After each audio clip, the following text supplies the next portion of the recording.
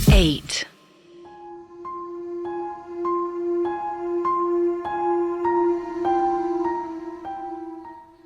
वेदा Canada की jail से फरार होकर सीधा इंडिया आए थे पिशाचराज की मदद से। पर क्योंकि वो कनाडा की जेल से पलक झपकते ही गायब हो गए थे, तो ये एक इंटरनेशनल न्यूज़ बन गई थी, जिससे पूरी दुनिया में वेदांत की बातें होने लगी।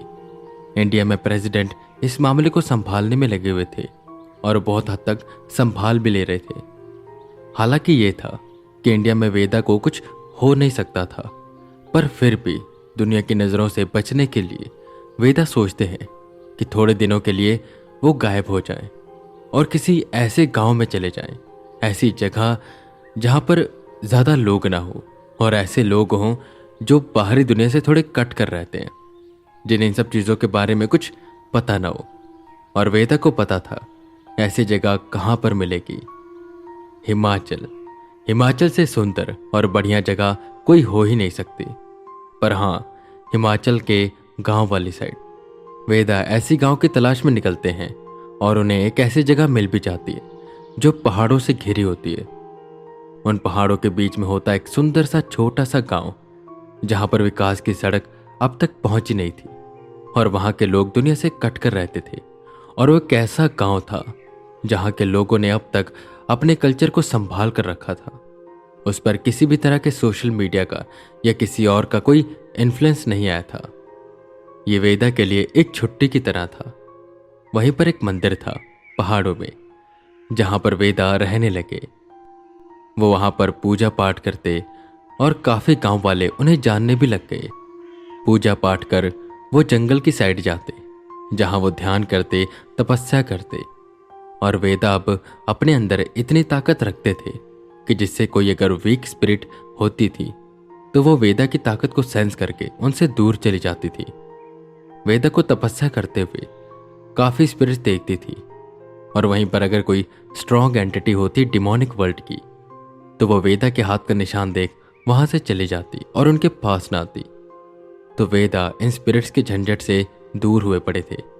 पर ना जाने क्यों उन्हें ऐसा लग रहा था कि कोई स्पिरिट है जो उन्हें फॉलो कर रही है, उन्हें छुप छुप कर देख रही है, क्योंकि एक पावर, एक ऑरा उन्हें हमेशा अपने इर्द गिर्द महसूस होता।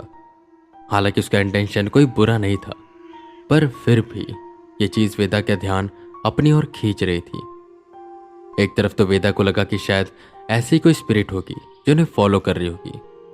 और ऐसे ही एक दिन वेदा तपस्या करने के लिए पहाड़ों के ऊपर गए। ठंडी ठंडी हवाएं चल रही थी और बिल्कुल शांति का माहौल था।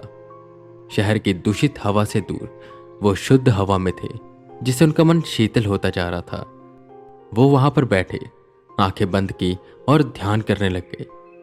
उन्हें ध्यान में बैठे हुए काफी देर हो गई कि तभी एक आवाज उन्हें परेशान करने लगी। आवाज जैसे कोई मिट्टी का बर्तन है जो यहां वहां ढनक रहा है। वेदा को कुछ भी समझ नहीं आ रहा था कि आखिर ये क्या चीज है, ये क्या है जो उनका ध्यान भंग कर रही है। वेदा ने एक झटके से अपनी आंख खोली। सामने एक बड़ा सा वास था जो मिट्टी का लग रहा था। वो यहीं 4 से 5 फुट लंबा था। वेदा उठे और उस वास को देखने लगे। ये वास यहां पर कौन रख के गया? उस वास से उन्हें एक पावर सेंस हो रही थी, पर यह पावर बहुत वीक थी। वो वास के अंदर देखना चाहते हैं तो अंदर अंधेरा था, और उसी अंधेरे में से 2 आंखें उन्हें झांक रही थी, जिससे वेदा 2 कदम पीछे हुए। कौन हो तुम और यहां पर क्या करने आए हो? वो बोले, जिस पर आवाज हिलने लगा और उसमें से आवाज आई, मुझे कुछ मत करिएगा, मैं आपको नुकसान पहुंचाने नहीं आई हूं, मैं बस आपसे मदद मांगने आई हूं, आप मेरी मदद कर देंगे ना? वो आवाज काफी सहमी हुई थी। वेदा उस वास के पास आई। मदद मुझसे? पर क्यों? जिस पर वो वास यहां वहां ढनकने लगा और वेदा जहां बैठे थे वहां पर गया, और उस वास में से एक सर बाहर निकलता है। कोई इस वास में से झांकते हुए वेदा से कहता है, वो मैं इस जंगल में रहने वाली एक आत्मा हूं। यही पहाड़ पर मैं बहुत सालों पहले लकड़ियां बीनने आती थी। जब यहां से गिरकर मेरी मौत हो गई, मैं तब से यहीं पर भटक रही हूं, पर मेरा यहाँ पर कोई दोस्त नहीं है। कोई भी दूसरी आत्मा मेरे पास नहीं आती। मुझे सच बताऊं तो उनसे डर लगता है और वो मुझे बहुत तंग करती है। मैं बहुत अकेली हो गई थी। बच्चे भी मुझसे डर कर भाग जाते थे। मुझे एक दोस्त चाहिए था, पर मुझे कोई भी दोस्त मिल ही नहीं रहा था। एक दिन मैं ऐसे ही बगल के गांव में गई हुई थी, जब मुझे वहां पर जमीन पर एक गुड़िया पड़ी दिखाई दी, जो बहुत सुंदर थी। उसकी नीली आंखें थी, भूरे बाल थे, उसने सुंदर सी फ्रॉक पहनी हुई थी। मैंने उसे उठा लिया, मैं उसके साथ खेलने लगी। वो हमेशा मेरे पास रहती। वो ही थी मेरी एक पक्की सहेली।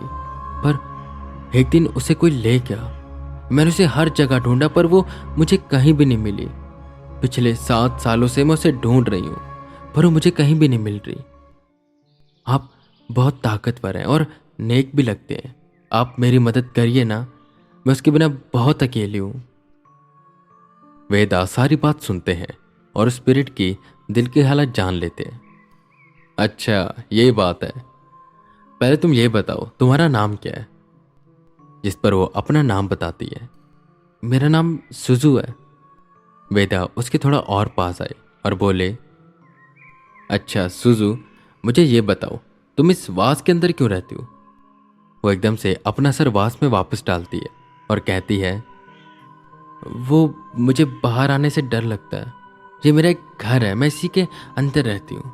मुझे इसमें रहना बहुत पसंद है, पर सच बात यह कि मुझे इस दुनिया से डर लगता है। मैं बाहर आना नहीं चाहती हूँ। वेदा सारी बात समझ गई। उन्हें सुजू की मदद करनी चाहिए। उन्होंने सोचा, क्योंकि वो सुजू की दोस्त थी, भले ही गुड़िया थी, पर सुजू उसमें अपने अकेलेपन का साथी देखती थी।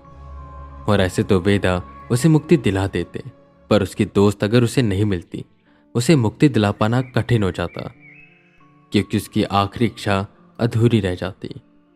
सुजू, मैं तुम्हारी मदद जरूर करूंगा, तुम चिंता मत करो।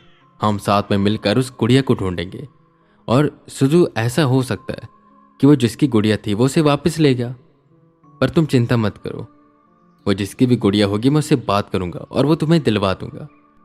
तुम मुझे ये बताओ कि वो गुड़िया तुम्हें मिली कहां पर थी, और क्या तुम उसके मालिक को जानती हो?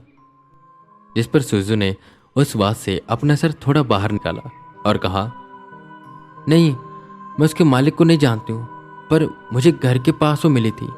शायद वो उसी घर में से किसी की थी, पर वो मेरी है, मुझे चाहिए वो। आप मुझे दिला दीजिए बस।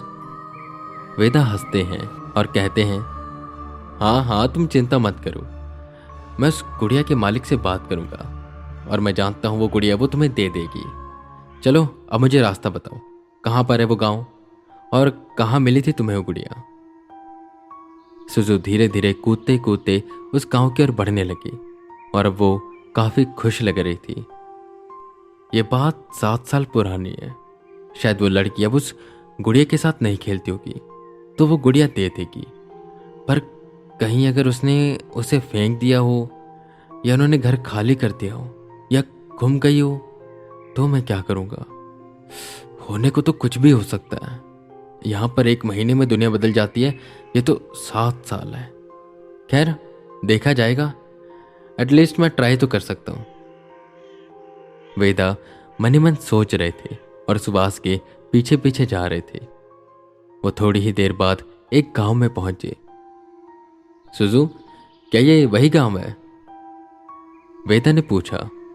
सुजू ने हामी भरी और एक घर के पास आते हुए कहा, मुझे यहीं पर वो गुड़िया मिली थी।